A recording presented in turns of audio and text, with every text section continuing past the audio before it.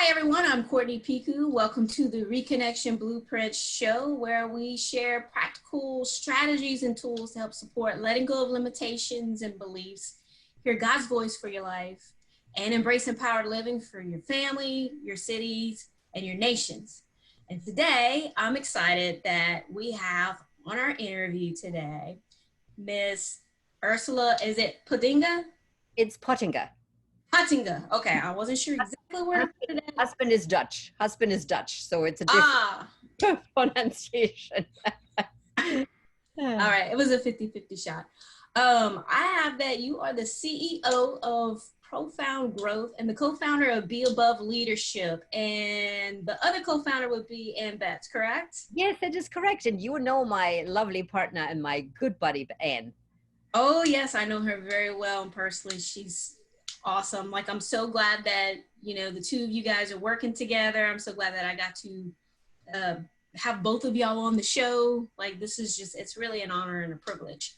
And so you've pretty much you have about 25 years worth of experience in certified coaching and performance coaching in the neurotransformational coaching. Is that correct? Yes, well done. Yes, yeah.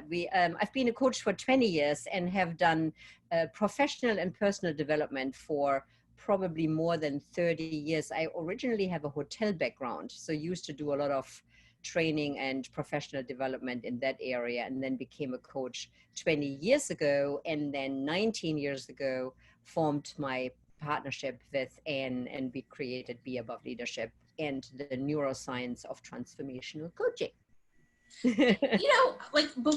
The reason why I picked you and wanted you on the show is very similar to why I asked Anne to be on, is because I love the way that y'all bring in the neuroscience and the brain science and the connection with spirituality and the alignment of the two. I feel like, it's been far too long that those have kind of been separated, of spirituality and science. And I love that we're on the move of the arc of bringing it all back together the way it was always meant to be. Can you explain a little bit to our audience what neurotransformational coaching is?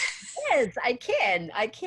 And thank you, by the way, Courtney, for for having me, because it really is. It's a pleasure and a delight to be able to talk about something that I'm really passionate about, and I also think it actually can help people. I think, just like you said, there are really the two parts, I think, of life, and two parts that also live within the human being, which is the brain and the body and the heart, the whole physical being.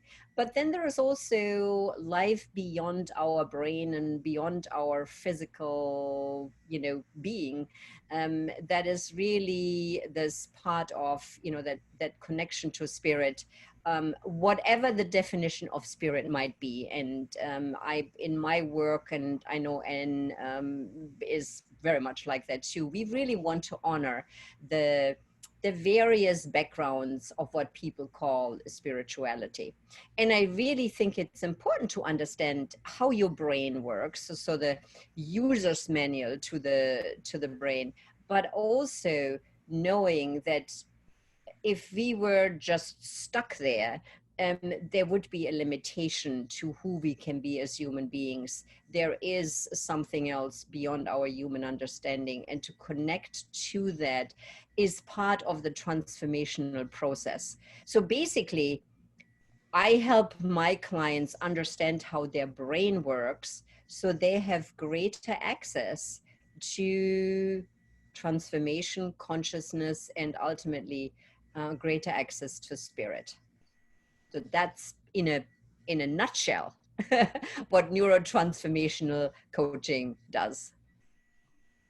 Okay, let me ask you this, because I know, usually we have, even this series is supposed to be 21 interviews, numbers and sequences to remap our brain for transformation. Do you believe that, or do you believe that once we set the intention, or whatever your science says, once we set the intention, like it's there, or does it really actually take the work of, okay, I gotta do it before Yes. it finally creates a pathway. Yeah, really, really, really good question. I am sort of often asked, what was your, the moment of, wake up and transformation? And I always go, there wasn't a moment. It's been like, I'm 67, so basically I've been working at this for 67 years. So it's, so when we think about how the brain is wired, there is such a thing as neuroplasticity, which is the brain's ability to constantly change and rewire itself. So from an early age, our action, thoughts, beliefs are hardwired into our brain. And the brain doesn't care whether this is a good wiring or a bad wiring. It just wires. Every thought, every action, every belief done repetitively will hardwire something in. And so, particularly in childhood, that wiring gets actually reinforced through a process called myelination. So then we grow up and we repeat. We do the same thing, think the same things, and all of a sudden we have this deep groove in the brain, and we sort of one day discover that maybe this is such a good thing the way we are, but it's in there. And Mm-hmm. so to rewire that, it takes time, because it's taken time to wire it in the first place. So any kind of change, and I think this is where coaching really comes in, any kind of change takes time, because it's been hardwired in there, and to rewire it is a process of repetition and constant tweaking and constant learning. So there might be some people who sort of wake up in a crisis maybe, and that's also from a neuroscience perspective, is also proven that sometimes when we get really shocked, that it's sort of like there's can be that can be like rewiring in an instant, but that's really rare. And yeah, that really doesn't happen that often. For most of us, it's do a little bit every day. Right. This process of sanctification. I mean, Yes. Yeah, I love that. It's like Rome wasn't built in a day, your brain wasn't built in a day, and to disassemble and build it back up again, is a practice. And we know from spirituality, a spiritual practice is a daily practice. mm-hmm. And so with anything and everything we want to change, it's a little bit every day. Yeah, yeah. So so I always think in scripture. The scripture that I'm thinking of is actually when Jesus and the Roman centurion came to him, and he's like, "Will you heal my servant?" And Jesus is like, "Okay, well." And they have that whole authority conversation. Jesus is like, "Go, your servant's healed." I believe that in the moment when we set the intention, just like Jesus set the intention, it's done. But the guy still had to walk all the way back to the house to see that the healing occurred. And so that's where I'm kind of like, I'm like, okay, when we set the intention, I believe we set the intention to do it, but we still have to walk it out. It's just like our spirituality walk. Okay, I believe Jesus is my Lord and Savior. All right, I still got to do the sanctification. No longer am I a sinner who is striving to be a saint. I'm a saint who sometimes still sins. So, Yeah, well, I really, I really like where you're going with this, because it really is, first of all, an awareness that gets created through an event. So, we encounter something, and it's either working, and then we do it again, or we look at it and it's not working. And in that moment, if we have the awareness that it's not working, that starts the process of change. And right. it's interesting. I love what you say about intention. There is a piece of the brain that's called a reticular activation system. And what that basically does, it sort of, I was sharing this early on. Um, a couple of years ago, I bought a red car. And until then, I didn't realize how many red cars there actually are. You know, you look around and it's all black and white and cream and that's it, and sometimes blue. And I bought a red car, and all of a sudden it's like, man, there's so many red cars out there. That is the brain's reticular activation system. The brain is now, my brain is primed to look for red cars because I have a red car. And this is how intention works. We prime our brain to look for something. And once it's primed, it gets activated to look for that. So when we are primed to look for goodness, when we prime our brain to look for goodness, the brain will look for it and find it. If we prime our brain for, you know, daily practice, for spirituality, it'll look for opportunities to do this. So I want to come back to the title, Reconnection Blueprint. I think this is actually really useful because at this moment in time in 2020, we're in the middle of the coronavirus. You know, some of us are, you know, shelter in place, you know, don't leave your house, and we are more and more disconnected instead of reconnected. Well, if you prime your brain to look for opportunities of connection, if that's important to you, you prime your brain, you set an intention, your brain will find opportunity to do it, whether you are stuck in the house or whether you're not. Right, right. And I'm glad that you mentioned that because I actually find that I am, not because I'm stuck in a house with like, you know, 3 other people. I don't feel like I'm stuck in a house at all.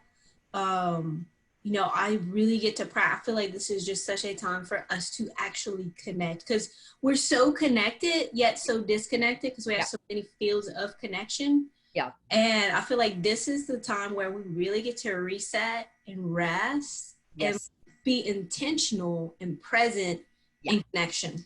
Yes, I really love that. And this is actually part of the Reconnection Blueprint handbook that I created with the video that goes along. In my, you know, in this, it's 3 parts: connecting to self, connecting with others, connecting with spirit.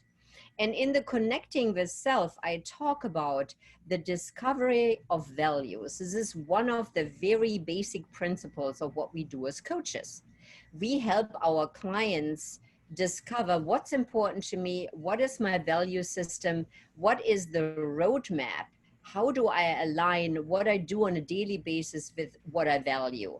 And to your point, I think this time of more or less enforced solitude and lack of distractions helps us to go inside and really, really look again what really is important to me. What is the value system that I hold, that I want to honor, which when we are in the race of life, there isn't enough, there's sometimes not enough room for that. And now we are forced to look at that. So in the handbook, I have an exercise for people to really look at what are my values and how will I honor them?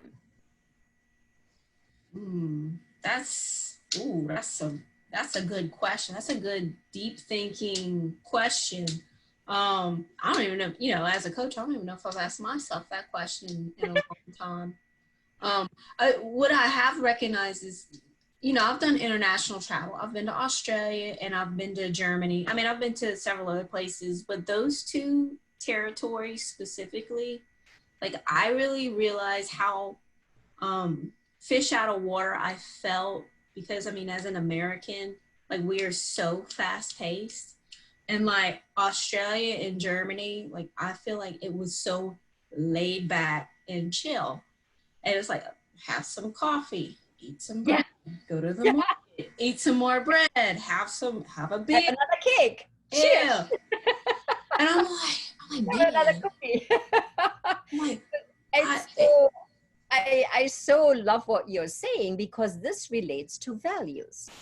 They can be cultural values, family values, and individual values. So as a German, born, bred, raised, and still am, after living, for 20 years in the US, I shouldn't be saying this, but I still have a German passport. There is this, the something that I value is that gentler pace. And this is how I grew up. So talk Mhm. about neuroplasticity. It was wired into me from an early on. And of course, I'm old enough to remember that, we had typewriters before we had computers. And so there were no cell phones. We didn't have a TV until I was 10. And then there were only 3 channel, and there were only just news and adult. I mean, it didn't have a TV or a child TV program until I was a teenager. Mhm. So this got wired into me to be self-sufficient, and I'm an only child. So solitude was like my daily bread. My own imagination, my own creativity, the pace of the village I grew up in, the lunch and dinner with family, that got so hardwired into me. And then we sort of, many years ago landed in the United States, and it was like, where am I? I'll bet. Uh, I would probably consider myself like not even nearly as fast paced as most other people. I mean, Yeah. like you, we had 13 channels. It was the I learned how to type on the typewriter, and then we went to school and we had the old school Apple monitors with Yes, yes, everything going on. So I'm kind of like that transition between the millennials and like, my parents' generation. yes. Like I get to straddle both worlds. Mm-hmm. Like just even being able to keep up with both worlds and there not being a disconnection. Like I see like part of like someone like me's my purpose is to connect the two generations, Yes. especially where we're headed. Because I mean, I believe that there is no return to normal after this. Like this is like, Yeah. we're heading into this whole other realm of something, and it's so important, especially like I feel like this is a wake up call for America. Yeah, I To think it is a wake up chill. call for the world, because it really shows us, going back to reconnection, it shows us how we are connected globally. It does Yeah. not matter that there is a virus starting on the other end of the world. It makes no difference. We Right. are all in this together. We are not isolated. We are all connected. And so, again, determining and exploring what are my values, what is important to me, and then also reaching out to others through this alignment of values, and really helping them discover and explore what is important to you. And so in point 2, connecting with others, I wrote connecting with others through listening and curiosity. I think if we That's good. really want to connect with other people, we have to learn on a whole other level to be non-judgmental, and to be curious, and to learn to listen better. Yeah.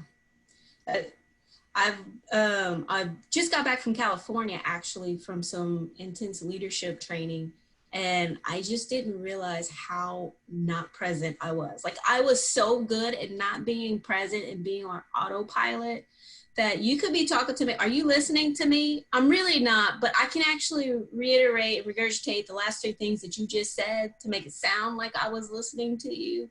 Like I had gotten that good at it. And it was an emotional shock for me of how not present I was showing up. I was like, oh shoot, oh my gosh, okay, I get to shift that.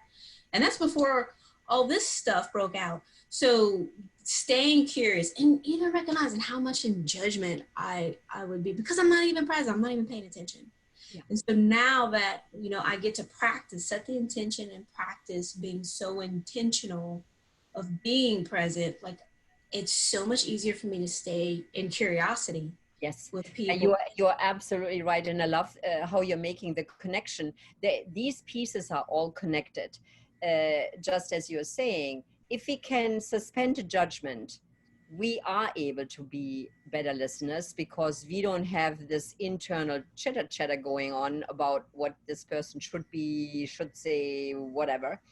And from that better listening, we can then really tap into the curiosity that I think we all have, but we don't access it because the internal conversation is so loud. Now, this is also an interesting neuroscience thing. So when we ask questions and are curious, what happens is that if so as we are having this conversation and you're asking me these wonderful questions, what happens in my brain actually lights up. The area of especially creativity and motivation lights up. If you give me advice or you tell me what I should say, should do, there's actually an area in your brain that lights up, not in mine. So Anne and I call this very often, there's a taught state in the brain, which is this open, curious, open state of the brain. And then there is an away state where the brain really, it's not firing because we are being told what we should say, we're being fixed, advised, and etc.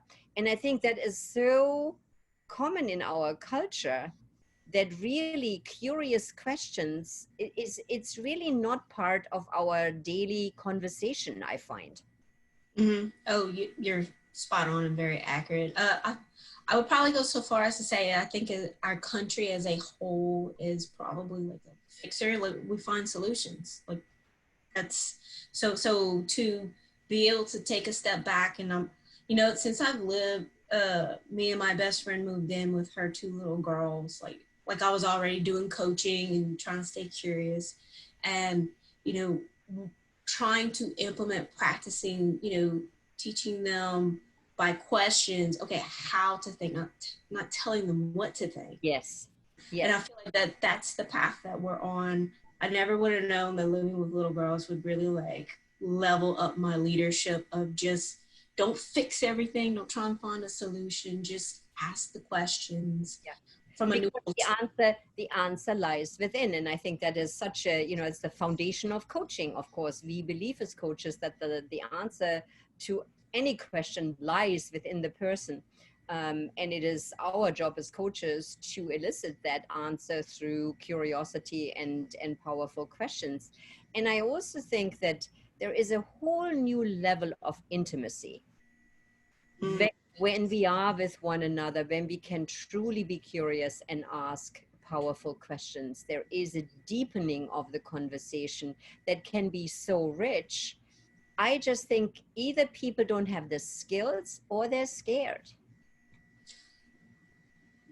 I think it's a little bit of both, but I would probably say what I know about American culture and just us, we like to medicate everything away.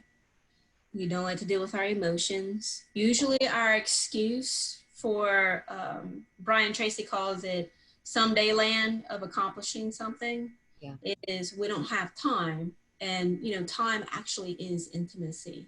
And when someone says I don't have time, what they're really saying is, I don't want to connect, like I don't want to go there intimacy wise. And that's just, I feel like the tide has turned, and I really feel there's a shift, especially as science and spirituality are really coming back together. Yes. This is a time where we really get to take a look at that, because now time is not, you can't use time as your excuse. You really get to dig underneath and look at, okay, what I'm really saying is I'm scared to death of intimacy. Yeah, because it requires such vulnerability. It requires for us to admit that we are not perfect. We are being made perfect. As one of the songs that I just love is, we are a work in progress. God has created us and we are a work in progress. God's spirit is constantly working in our lives to make the imperfections of us perfect. It's not having the perfect dress, haircut, house or whatever. And I think really that connection to spirit, which is, point number 3, really has become so important to me, is leaning into and giving myself permission to just not be perfect, because in God's eyes I am. So like should I care that somebody out there on the human plane thinks I'm whatever? Should I care? Probably not. That's good. Those 3 points. Can you review them real quick? That's the gift that you want to give the audience, right? Yes. So in the Reconnection blueprint in the handbook there is connecting with self through discovering our values. So I have an exercise in there and some examples, and I talk a little bit more about values exploration in the video that goes along with it, and then connecting with others through listening and curiosity. And I've got some sort of coaching tips with a little bit of a list of what powerful questions are and what people can do. So something really practical. And then connecting with spirit through daily practice. And I've really, said that spirituality, at least for me, is a daily practice. It's daily prayer. It's, whatever it is for you, whether it's prayer, Bible, meditation, readings, poetry. And I am sharing some neuroscience links with it. And there's actually a really lovely article that talks about daily gratitude practice health benefits. Oh, I would about imagine. I mean, I can't wait to. We'll put those links whenever we launch this. For yeah, this. it's in the handbook, so people Yeah. can click on that. And then I have quoted Wayne Teasdale, who wrote the book The Mystic Heart. I quote him in here. He says, spirituality as a way of life that affects and includes every moment of existence. It is at once a contemplative attitude, a disposition to a life of depth, and the search for ultimate meaning, direction, and belonging. Isn't that beautiful? That is so profound and so stinking true. Yeah. Um, one of the things that I was going to ask you, what's a personal habit or a practical tool that you attribute to your daily life? I think you probably just already covered them. I love what you said. Like, I like to get up early in the morning. I'm a high energy individual. And so like I have a lot of extra energy. So I get up early, and while I'm training, because I do a lot of the left, right brain, like integration work, like Yes. I'm either listening, I don't listen to music very often when I'm training. I'm usually listening to a podcast, or like I'm kind of reading scripture in between, like on my rests, because I find like I just get it better. And there's nothing better than starting your day out like kind of in that. What is something? And so I basically just shared what I do. Now everybody knows my top secret. But I love it. What is it that you do? Well, my first thing is to make a cup of tea and then take the dog out. And there is so this is an interesting neuroscience thing again. The brain works with associations. So neuroplasticity, if you want to change something, make a link to something else.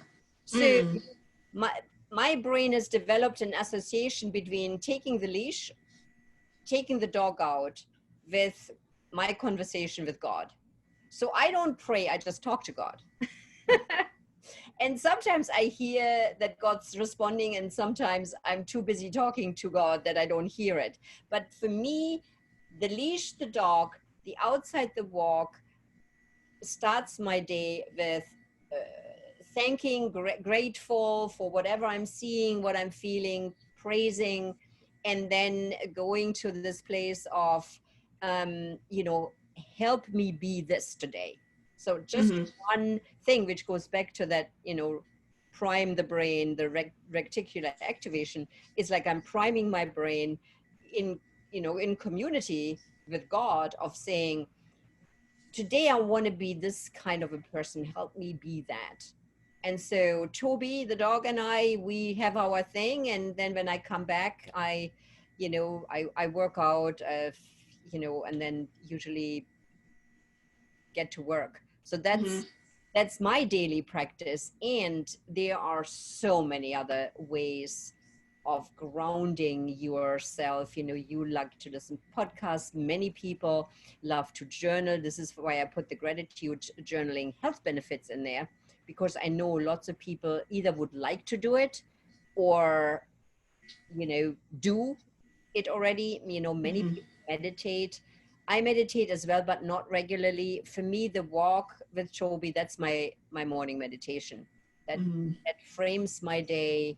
And it's interesting, when I don't do that, the day kind of feels not right somehow. Oh yeah, no, like feels a little off. My routine's been completely Yep. off. So all this fun It's stuff like I going it's on in like the I world. forgot to brush my teeth or something, you know? Yeah, actually, I did forget to brush my teeth. I was like, wait, that's not right. I'm about, because I get up about 4:50, 5 o'clock in the morning, and we're Yeah. working to 7 o'clock. I'm having phone calls and connecting with people. I'm like, wait a minute, Did I brush my teeth this my morning? teeth. I'm like, I gotta go brush my teeth. Hang on, let me call you back. But That's all neuroplasticity, because when you think about how many years we've brushed our teeth, that's just automatic. It's an automatic wiring. And for me, Toby, leash, walk, talk to God, it is, the brain has associated these two things. It's hardwired into there, and it's just like I can't do it any differently anymore. So if you as a listener, if you get impatient with yourself around not being able to stick to a routine, remember, it's just neuroplasticity. Don't give up, keep going, keep doing it. It's like, you know, the walk through the forest. Over time you will create a really good strong pathway, and you know, occasionally you will just get lost and fall off the cliff, and you know, find your way back. And I think that's also true to our connection to God. I mean, I have had moments in life when I got lost and wandered around in the jungle and couldn't find my way back. And then I found my way back. And, you know, that's just the way life works, I think. I think you're spot on. I'm kind of like, man, I'm like, wish we had time for another interview. I'm like, there's so many options that we could go down. But I definitely want to respect your time, Well, and thank you so much. I thank you so much for talking. I think we're gonna have to do another interview series just to maybe I can get you and Ann on at the same time too, because Yeah, even as we're talking, I was like, man, I got some questions I could totally ask both of them right now. But I just really appreciate everything that you just shared. Um, the gift that you're giving, like I can't wait to dig into it myself, because I can already see where I'm like, ooh, you get to take a look at some of that stuff. One of the things that and we'll wrap it up with this, I believe as coaches, is you can't be stagnant, because when you're coaching people, they're mirror reflections of yourself. yes, You probably want to stay curious for sure and out of judgment, because it's just part of you that's popping up. It's how you brought them into you to begin with. yes. But it, you're constantly growing as other people are growing. And it's an honor and a privilege to have you on. I really do appreciate it. I think that we'll get to do something again soon, Yes, especially I with hope so. everything going on. Oh, absolutely, absolutely. I'm already setting the intention. you're, pri- Um, you're priming your brain already. oh yeah, oh yeah. Um, okay, everyone, thank you for joining us. Stay tuned for the next interview, and I hope everyone is staying safe out there. Have a blessed day, and we'll see you on the next one.